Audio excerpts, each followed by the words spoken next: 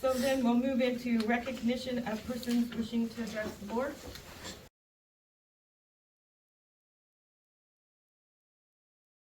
Dustin DeSnyder.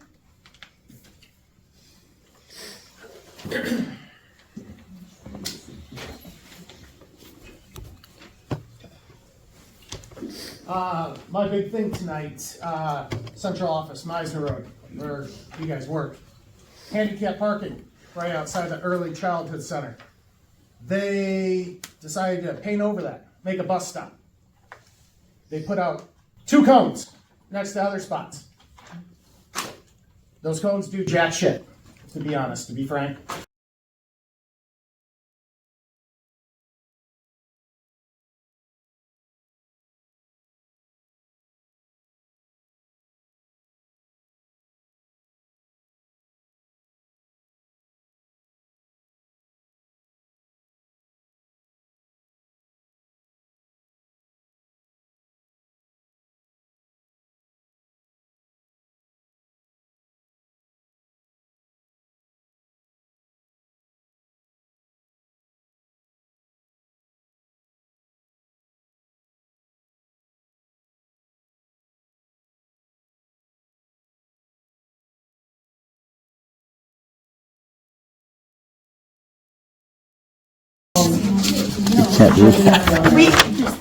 She can request to go into closed session at the meeting.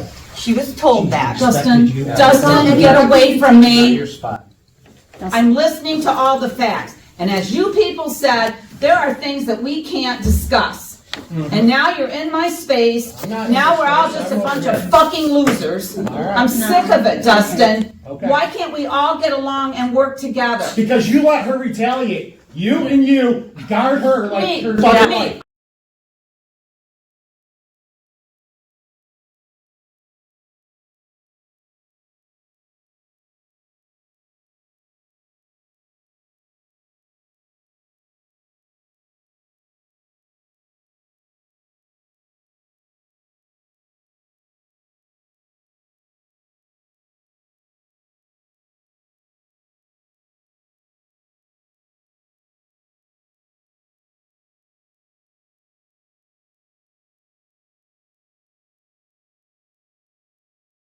The board chair controls the meeting and just makes that decision. Okay, so that's the way it's supposed to work. It should not be a situation where people from the audience yell out, and we have in effect, someone yelling and other people yelling, and then it's hard to, conduct business in that environment for anybody. That's a bit of mob rule, if you will. So if we have that type of situation, I know at the last meeting, we had that type of situation. I just saw a very brief part of a video, and I know that the board chair used the gavel to try to stop somebody from talking, and that's the way you're supposed to do it. And your rules really say how I always recommend public entities do it, and that is if somebody breaches the rules, you gavel them down, you let them know what the rules are, so they know, and you give them a warning. And if they then continue to violate the rules, at that point in time, you would ask them to leave.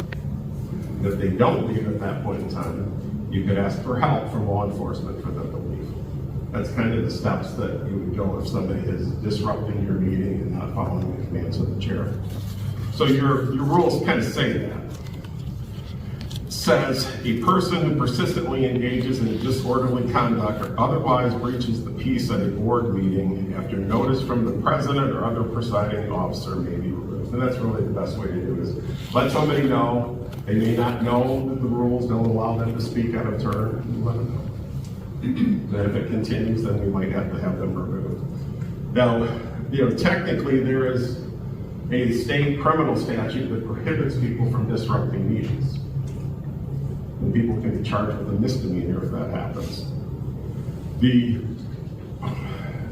We have law enforcement present here tonight, and law enforcement officers, if they see a breach of the peace at a public meeting themselves, they have the right to actually arrest somebody under Michigan law.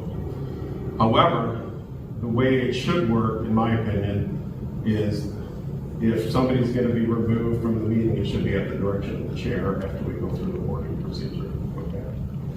But that's how it's supposed to work. I understand people get passionate about these issues.